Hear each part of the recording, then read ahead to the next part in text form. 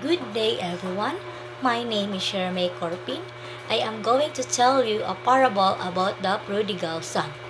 The parable of the lost son, also known as a parable of the prodigal son, is one of the Jesus' best known parables.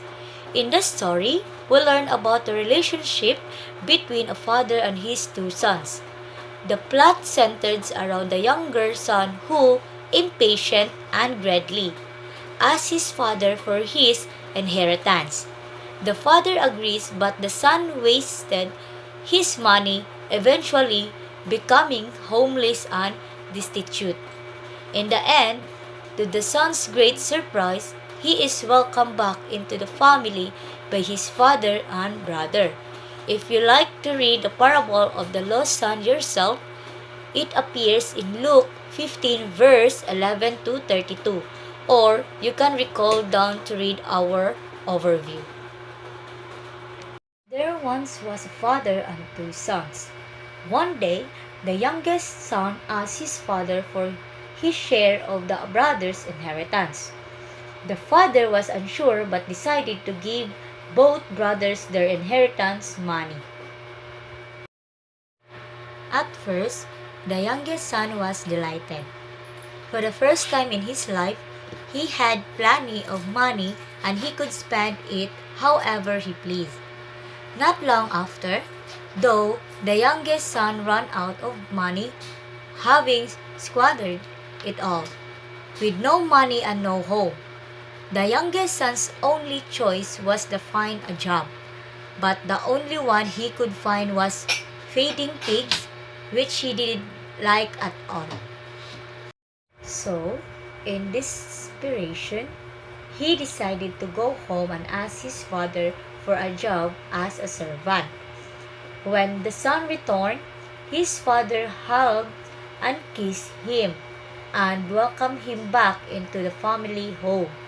The youngest son was surprised, having expected his father to be angry and reproachful. Instead, the father gave his son the finest robes, sandals, and even a ring to wear. He also decided to throw a big party to celebrate his son's safe return, saying how happy his father was at his younger brother's return. The second brother became upset and angry.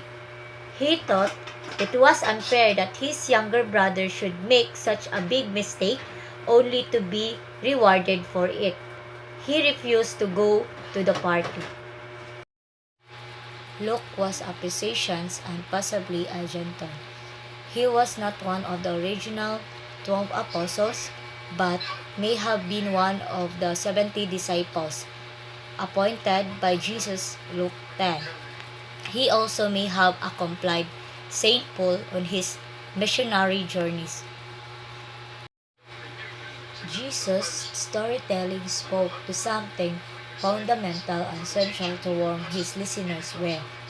They were real, they were honest, they were not too flashy, and they didn't merely appear to emotions.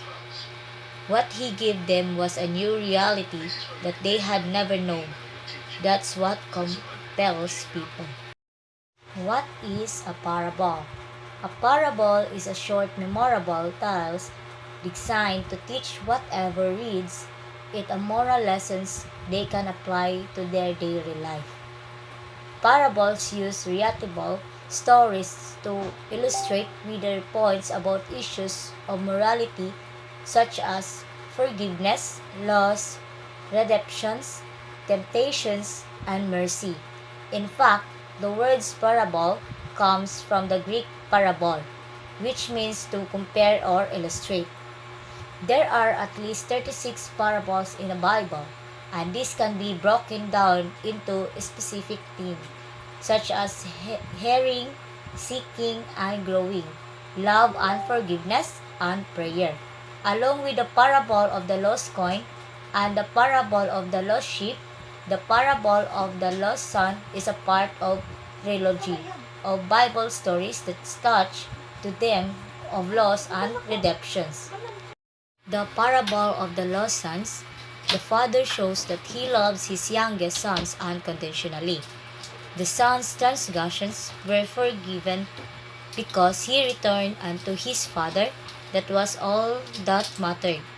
In a Christian's context, the moral of the story is that no matter what you done, God will forgive you if you are willing to be humble and own up to your mistake.